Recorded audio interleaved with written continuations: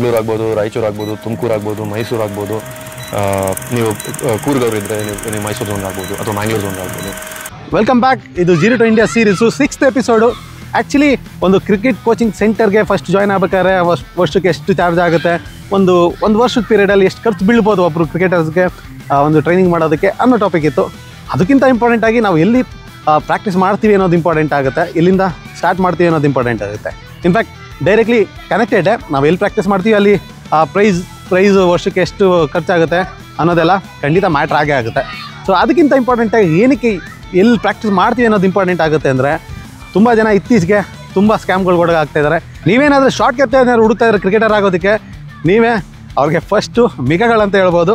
So ಸುಮ್ಮನೆ ಅಲ್ಲಿ selections ಇದೆ, ಡೆಲ್ಲಿ ಸೆಲೆಕ್ಷನ್ಸ್ ಇದೆ, ಬ್ಯಾಂಗ್ಳೂರಲ್ಲಿ ಸೆಲೆಕ್ಷನ್ಸ್ ಇದೆ ಅಂತ ಸುಮ್ಮನೆ ನಿಮಗೆ ಆನ್ಲೈನಲ್ಲಿ ನಿಮಗೆ ವೀಡಿಯೋಸ್ಗಳು ಸಿಗ್ತಾ ಇರುತ್ತೆ. ಸೊ ಅದೆಲ್ಲ ಒಂದು ರೂಟ್ ಅಲ್ವೇ ಅಲ್ಲ. ಸೊ ಒಂದು ಸ್ಟೇಟ್ ರೂಟ್ಗೆ ಒಂದು ಸ್ಟೇಟ್ ಅಸೋಸಿಯೇಷನ್ದೇ BCCI ಥ್ರೂ ಅವ್ರಿಗೆ ಒಂದು ಪೈಪ್ಲೈನ್ ಥರ ಇರುತ್ತೆ, ಒಂದು ಸಿಸ್ಟಮ್ಯಾಟಿಕ್ ವರ್ಕಲ್ಲೇ ಆಗೋವಂಥದ್ದು. ಕರ್ನಾಟಕ ಅಷ್ಟೇ ಅಲ್ಲ, ಥ್ರೂಔಟ್ ಇಂಡಿಯಾ ಒಂದು ಕ್ರಿಕೆಟ್ ಅಸೋಸಿಯೇಷನ್ಸ್ ಏನಿದೆ ಅವ್ರದ್ದೇ ಆದಂಥ ಒಂದು BCCI ಬೇಸ್ಡ್ ರೂಲ್ಸ್ ಇರುತ್ತೆ, ಒಂದು ಪೈಪ್ಲೈನು. ಸೊ ಈಗ ಒಂದು ಕ್ರಿಕೆಟರ್ಸು ಒಂದು ನಮ್ಮ ಕರ್ನಾಟಕದ ಕೊನೆ ಹಳ್ಳಿಯಿಂದ ಬರೋದಕ್ಕೆ ಒಂದು ದಾರಿ ಇರೋವಂಥದ್ದು ಇದು. ಸೊ ಇದ್ರ ಬಗ್ಗೆ ತಿಳ್ಕೊಳ್ಳೋದು ತುಂಬಾ ಇಂಪಾರ್ಟೆಂಟ್ ಆಗುತ್ತೆ. ಅದನ್ನು ಪ್ರೈಮರಿ ಝೋನ್ ಅಂತಾರೆ. ಸೊ ಇದ್ರ ಬಗ್ಗೆ ಕಂಪ್ಲೀಟಾಗಿ ತಿಳ್ಕೊಳ್ಳೋಣ.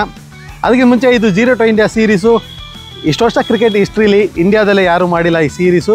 ಹಾಗೆ ಇದ್ರ ಬಗ್ಗೆ ಯಾರಿಗೂ ಅಷ್ಟೊಂದು ಮಾಹಿತಿನೇ ಇಲ್ಲ.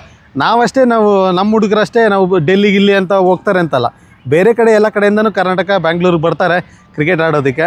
ಅಬ್ವಿಯಸ್ಲಿ ಅವ್ರಿಗೂ ಇನ್ಫಾರ್ಮೇಷನ್ ಇರೋಲ್ಲ. ಸೊ ಇದು ನಿಮಗೆ ತರ್ತಿರುವಂಥದ್ದು. ಸೊ ಈ ಥರ ಒಂದು ಕಾನ್ಸೆಪ್ಟಲ್ಲಿ ನಮ್ಮ ಹಳ್ಳಿ ಮಕ್ಕಳಿಗೆ ತಲುಪಬೇಕು, ಒಂದು ಪೈಪ್ಲೈನು ಹೇಗೆ ಒಂದು ಕ್ರಿಕೆಟರ್ ಆಗ್ತಾರೆ ಅನ್ನೋ ಒಂದು ಸೀರೀಸ್ ತರಬೇಕು ಅಂದಾಗ ನನ್ನ ಜೊತೆಗೆ ನಿಂತಿದ್ದು ಕೃಷ್ಣಪ್ಪ ಗೌತಮ್ ಅವರು, ಭರತ್ ಚಿಪ್ಲಿ ಅವರು, ಹಾಗೆ ಶುಭಾಂಗ್ ಹೆಗ್ಡೆ. ಹಾಗೆ ಪೇರೆಂಟ್ ಪಾಯಿಂಟ್ ಆಫ್ ವ್ಯೂನ ತಿಳಿಸ್ಕೊಡೋದಕ್ಕೆ ನಮಗೆ ಶ್ರೇಯಸ್ ಗೋಪಾಲ್ ಅವ್ರ ತಂದೆ ನಮ್ಮ ಜೊತೆ ಇದ್ದಾರೆ. ಹಾಗೆ ಶುಭಾಂಗ್ ಹೆಗ್ಡೆ ಅವರ ತಂದೆ ಸಮರ್ಥ ಹೆಗ್ಡೆ ಸರ್ ಕೂಡ ನಮ್ಮ ಜೊತೆ ಇದ್ದಾರೆ. ನನಗೆ ಬೆನ್ನೆಲುಬಾಗಿ ನಿಂತಿದ್ದಾರೆ. ಸೊ ನೀವು ಹೇಗೆ ನಿಂತಿದ್ದೀರೋ ಹಾಗೆ ನೀವು ಕೂಡ ಖಂಡಿತ ನೀವು ಅಟ್ಲೀಸ್ಟ್ 10 ಜನಕ್ಕೆ ಶೇರ್ ಮಾಡಬೇಕು. ಆಗಲೇ ನಮ್ಮ ಎಲ್ಲ ಹಳ್ಳಿ ಮಕ್ಳಿಗೆ ತಲುಪೋಕ್ಕೆ ಸಾಧ್ಯ. ಮೋಸ ಹೋಗೋದನ್ನ ತಪ್ಪಿಸ್ಕೊಳ್ಳೋದು ಇಂಪಾರ್ಟೆಂಟ್ ಆಗುತ್ತೆ. ಇನ್ಯಾಕೆ ತಡ, ಬನ್ನಿ ಸ್ಟಾರ್ಟ್ ಮಾಡೋಣ 0 to India ಸೀರೀಸ್ನ 6th ಎಪಿಸೋಡ್ನ.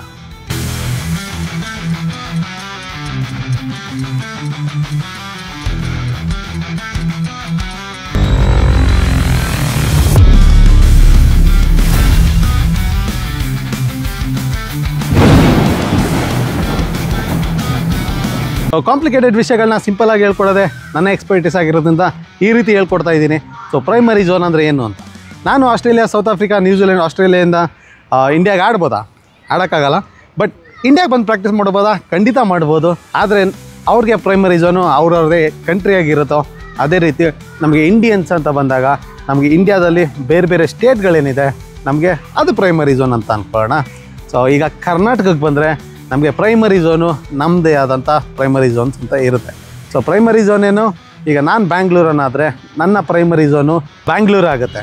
In case ನಾನು ಮೈಸೂರನ್ನಾದರೆ ಮೈಸೂರು ನನ್ನ ಪ್ರೈಮರಿ ಝೋನ್ ಆಗುತ್ತೆ. ನಾನು ಇಲ್ಲಿ ಹೋಗಿ ಸೆಲೆಕ್ಷನ್ಸ್ಗೆ ಅಟೆಂಡ್ ಮಾಡಬೇಕು. ಸೊ ಅದೇ ರೀತಿ ನಿಮಗೆ ಇರುವಂಥ ಝೋನ್ಸ್ಗಳು Bangalore zone, Mysuru zone, Tumakuru zone, Dharwad zone, Shivamogga zone, Mangalore zone, ಹಾಗೆ ರಾಯಚೂರು ಝೋನ್. ನಮ್ಮ ಕರ್ನಾಟಕದಲ್ಲಿರುವಂಥ ಡಿಫ್ರೆಂಟ್ ಡಿಸ್ಟಿಕ್ಗಳು ಸೇರಿ ಒಂದು ಝೋನ್ ಅಂತ ಆಗುತ್ತೆ. ಎಕ್ಸಾಂಪಲ್ ಮೈಸೂರು, ಮಂಡ್ಯ, ಚಾಮರಾಜನಗರ, ಈ 3 ಡಿಸ್ಟಿಕ್ ಸೇರಿ ಒಂದು ಮೈಸೂರು ಝೋನ್ ಅಂತ ಆಗುತ್ತೆ. ಅದೇ ರೀತಿ ನಿಮಗೆ ಬೇರೆ ಝೋನ್ಗಳು. ಈಗ ಬ್ಯಾಂಗ್ಳೂರು ಝೋನ್ ಏನು, ನಿಮಗೆ ಕೋಲಾರ ಬರುತ್ತೆ, ಚಿಕ್ಕಬಳ್ಳಾಪುರ ಬರುತ್ತೆ, ದೊಡ್ಡಬಳ್ಳಾಪುರ ಬರುತ್ತೆ, ಹಾಗೆ ಚನ್ನಪಟ್ಟಣ ಬರುತ್ತೆ. ಅದೇ ರೀತಿ ಇದು ಒಂದು ಬ್ಯಾಂಗ್ಳೂರು ಝೋನ್ ಆಗುತ್ತೆ. ಸೊ ಅದೇ ರೀತಿ ನಿಮಗೆ Mangalore zone, Dharwad zone, Tumakuru zone, Shivamogga zone, ಆ ರೀತಿ 7 ಝೋನ್ಗಳಿದೆ. ಸೊ 7 ಝೋನಲ್ಲೂ ನಿಮಗೆ 4-5 ಡಿಸ್ಟಿಕ್ಗಳು ಸೇರಿ ಒಂದು ಝೋನ್ ಆಗುತ್ತೆ. ಸೊ ನೀವೇನಾದರೂ ಆ ಭಾಗದಲ್ಲಿದ್ದರೆ ಖಂಡಿತ ನಿಮಗೆ ನೆಕ್ಸ್ಟ್ ವೀಡಿಯೋದಲ್ಲಿ ನಿಮಗೆ ಹೇಳ್ಕೊಡ್ತೀನಿ. ನಿಮ್ಮದು ಕರ್ನಾಟಕದ ಕೊನೆ ಹಳ್ಳಿ ಆದರೂ ಸರಿ, ನಿಮ್ಮ ಯಾವ ಡಿಸ್ಟಿಕ್ಕು ಯಾವ ಝೋನ್ ಬರುತ್ತೆ ಅನ್ನೋದಕ್ಕೆ ನೆಕ್ಸ್ಟ್ ಎಪಿಸೋಡಲ್ಲಿ ಖಂಡಿತ ತಿಳಿಸ್ಕೊಡ್ತೀನಿ. ಇದು ಪೈಪ್ಲೈನ್ ಇರುವಂಥದ್ದು. ಸೊ ಇದು ಪ್ರೈಮರಿ ಝೋನು ನನಗೆ 4-5 ಡಿಸ್ಟಿಕ್ ಸೇರಿ ನನಗೊಂದು ಪ್ರೈಮರಿ ಝೋನ್. ಅಲ್ಲಿ ನನಗೆ ಸೆಲೆಕ್ಷನ್ಸ್ ಅಟೆಂಡ್ ಮಾಡೋಕ್ಕಾಗಂಥದ್ದು. ಕ್ಲಬ್ ಕ್ರಿಕೆಟು ಅಲ್ಲೇ ಆಡಬೇಕು. ಪ್ರಾಕ್ಟೀಸ್ ಕೂಡ ಸ್ಟಾರ್ಟ್ ಮಾಡೋರಿಗೆ, ಬಿಗಿನರ್ಗೆ ನಾನು ಅಡ್ವೈಸ್ ಮಾಡೋದಲ್ಲೇ ಅಟ್ಲೀಸ್ಟ್ ಒಂದು ಫಸ್ಟ್ ಇಯರ್ ನೀವು ಅಲ್ಲಿ ಅಟೆಂಪ್ಟ್ ಮಾಡಿದ್ರೆ ನಿಮಗೆ ಈಸಿ ಆಗ್ತಾ ಹೋಗುತ್ತೆ. ಅರ್ಥ ಮಾಡ್ಕೊಳ್ಳೋಕ್ಕೆ ನಮಗೆ ಅಷ್ಟೇ ಇಂಪಾರ್ಟೆನ್ಸ್ ಆಗುತ್ತೆ. ಈಗ ತುಂಬ ಜನ ನಂಗೆ ಫೋನ್ ಮಾಡ್ತಾರಲ್ಲ, ನಾನು ಬೆಂಗಳೂರು ಬರಬೇಕು, ಬೆಂಗಳೂರಲ್ಲಿ ಆಡಬೇಕು, ಅಷ್ಟೊಂದು ಕ್ವಾಲಿಟಿ ಇಲ್ಲ ನಮಗೆ, ಅಷ್ಟು ನಮಗೆ ಬೇಗ ಕಲಿಯೋಕ್ಕೆ ಸಿಗಲ್ಲ ಅಂತ. ಒಂದು ರೀತಿ ಫ್ಯಾಕ್ಟೇ. ಬಟ್ ನೀವು ಫಸ್ಟ್ ಬೇಸಿಕ್ಸ್ ಅನ್ನೋದು ಕಲ್ತ್ರೆ ನಿಮಗೆ ಒಳ್ಳೆಯದು. ಈಗ ಬ್ಯಾಂಗ್ಳೂರು ಅಂತ ಒಂದು ಸಿಟಿಗೆ ಬಂದಾಗ ಏನಾಗುತ್ತೆ ಅಂದರೆ, ಆಗಲೇ ಹೇಳ್ದಂತೆ ಆಸ್ಟ್ರೇಲಿಯಾ, ಇಂಗ್ಲೆಂಡ್ ಎಲ್ಲೇ ಇದ್ರೂ ಇಂಡಿಯಾಗೆ ಬಂದು ಹೆಂಗೆ ಪ್ರಾಕ್ಟೀಸ್ ಮಾಡ್ಬೋದು, ಅದೇ ರೀತಿ ನಾವು ಬ್ಯಾಂಗ್ಳೂರು ಬಂದು ನಾವು ಎಲ್ಲೋ ರಾಯಚೂರಿಂದ ಬ್ಯಾಂಗ್ಳೂರು ಬಂದು ಪ್ರಾಕ್ಟೀಸ್ ಮಾಡ್ಬೋದು. ಬಟ್ ಪ್ರೈಮರಿ ಝೋನ್ ಅಂತ ನಾವು ಅಲ್ಲಿಗೆ ಹೋಗಿ ಸೆಲೆಕ್ಷನ್ಸ್ ಅಟೆಂಡ್ ಮಾಡಬೇಕಾಗುತ್ತೆ. ಸ್ಟೇಟ್ ಅಸೋಸಿಯೇಷನ್ ಅಂಡರಲ್ಲಿ ನಮಗೆ ಸೆಲೆಕ್ಷನ್ಸ್ ಆಗುತ್ತೆ. ಸೊ ನಿಮ್ಮ ಪ್ರತಿಯೊಂದು ಈ ಝೋನ್ಗೂ ಸೆಲೆಕ್ಷನ್ಸ್ ಪ್ರೋಸೆಸ್ ಎಲ್ಲ ಏಜ್ ಗ್ರೂಪ್ಗೂ ಇದ್ದೇ ಇರುತ್ತೆ. ಸೊ ನೀವು ಪ್ರಾಕ್ಟೀಸು ಬ್ಯಾಂಗ್ಳೂರಲ್ಲಿ ಮಾಡಿದ್ರೂ ಮತ್ತೆ ನೀವು ನಿಮ್ಮ ಝೋನ್ಗೆ ಹೋಗಿ ಕ್ಲಬ್ ಕ್ರಿಕೆಟ್ ಆಡಿ ಅಲ್ಲಿ ನೀವು ಸೆಲೆಕ್ಷನ್ನ ಕೊಡಬೇಕಾಗತ್ತೆ. ಅದು one of the main point ಇರೋದಿಲ್ಲಿ.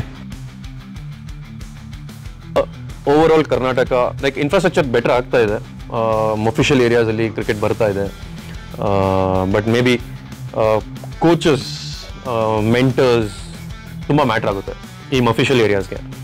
So probably official ಅಂದರೆ ಝೋನ್ಸ್ ಎಲ್ಲ ಹೇಳ್ತೀನಲ್ಲ, ಆ ಬ್ಯಾಚ್ ಝೋನ್ಸ್ ನಮ್ಮ ಕರ್ನಾಟಕದಲ್ಲಿ 4-5 ಡಿಸ್ಟ್ರಿಕ್ಟ್ ಸೇರಿ ಒಂದು ಝೋನ್ ಅಂತ ಮಾಡ್ತಾರೆ.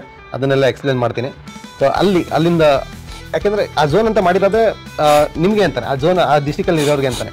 ಸೊ ತುಂಬ ಜನಕ್ಕೆ ಏನು ಗೊತ್ತಿಲ್ಲ ಅಂದರೆ ಕ್ರಿಕೆಟ್ ಅಂದರೆ ಬ್ಯಾಂಗ್ಳೂರೇ ಅಲ್ಲ. ಸೊ ಅದು ನಿಮಗೆ ಅಂತಲೇ ಇರೋದು. ನಿಮ್ಮ ರಾಯಚೂರು ಝೋನ್ ಆಗಿದ್ದರೆ, ನಾನು ಮೈಸೂರು ಝೋನನ್ನಾಗಿ ನಾನು ನಿಮ್ಗೆ ರಾಯಚೂರು ಝೋನ್ ಬಂದು ಸೆಲೆಕ್ಷನ್ ಅಟೆಂಡ್ ಮಾಡೋಕ್ಕಾಗಲ್ಲ. ಯಾಕೆಂದರೆ ನಿಮಗೆ ಅಂತಲೇ ಇರೋದು, ಆ ಸೆಲೆಕ್ಷನ್ ಪ್ಯಾನಲ್ಲೇ ಇರೋದು ನಿಮಗೆ ಅಂತ. ಬೇರೆ ಡಿಸ್ಟ್ರಿಕ್ಕಿಂದ ನಾನು ಇಲ್ಲ ಅಟೆಂಡ್ ಮಾಡೋಕ್ಕಾಗಲ್ಲ, ಯಾಕಂದರೆ ನಿಮ್ಮದೇ ಅದು. ಸೊ ಅದು ನೀವು ಅಲ್ಲಿರೋ ಅರ್ಥ ಮಾಡ್ಕೋಬೇಕಷ್ಟೇ. ಅದು ನಿಮಗೆ ಅಂತಲೇ ಇರೋದು, ಅದನ್ನು ಯೂಸ್ ಮಾಡ್ಕೋಬೇಕಷ್ಟೇ. ಸೊ ಅದನ್ನು ಎಜುಕೇಟ್ ಮಾಡಬೇಕು ಆ್ಯಸ್ ಅ ಕನ್ವೀನರ್ಸ್ ಅವ್ರ ಯಾರ್ಯಾರು ಅಲ್ಲಿ ಇರ್ತಾರೆ. ಸೊ ಅದಕ್ಕೆ ಮೆಂಟರ್ಶಿಪ್ ತುಂಬ ಇಂಪಾರ್ಟೆಂಟ್ ಆಗುತ್ತೆ ಇದರಲ್ಲಿ.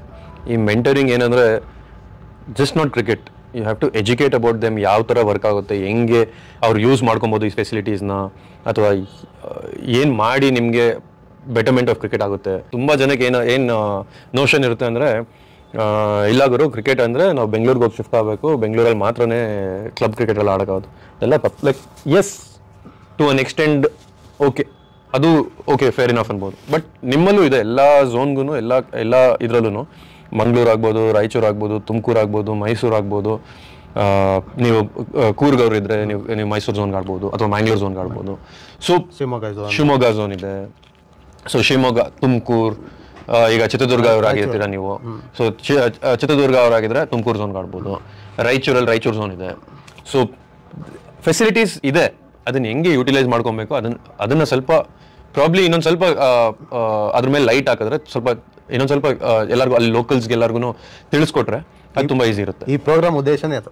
ಸೊ ಒಂದು ಲಾಸ್ಟ್ ಹಳ್ಳಿಗೂ ಅವ್ರಿಗೂ ಅರ್ಥ ಆಗಬೇಕು ಅನ್ನೋ ಇದರಲ್ಲೇ ಈ throughout zero in the India series ನಡೀತಾ ಇರೋದು. ಪ್ರತಿಯೊಂದು ಎಪಿಸೋಡಲ್ಲೂ ನಿಮಗೆ ಪ್ಲೇಯರ್ ಪಾಯಿಂಟ್ ಆಫ್ ವ್ಯೂಯಿಂದ ನನ್ನ ಜೊತೆ ನಿಂತಿರುವಂಥ ಕೃಷ್ಣಪ್ಪ ಗೌತಮ ಆಗಲಿ ಅಥವಾ ಭರತ್ ಚಿಪ್ಲಿ ಆಗಲಿ ಅವರ ಪ್ಲೇಯರ್ ಪಾಯಿಂಟ್ ಆಫ್ ವ್ಯೂನ ನಿಮಗೆ ತಿಳಿಸ್ಕೊಡ್ತಾರೆ. ನೀವು ಇದನ್ನು ಇನ್ನೂ ಹೆಚ್ಚು ಜನಕ್ಕೆ ತಲುಪಿಸೋದು ನಮ್ಮ ಪ್ರತಿಯೊಬ್ಬರು ಕರ್ತವ್ಯ ಆಗಬೇಕು. So all the best. ಮತ್ತು ಬೇಗ ಸಿಗೋಣ. ಸಬ್ಸ್ಕ್ರೈಬ್ ಮಾಡೋದನ್ನ ಮರಿಬೇಡಿ.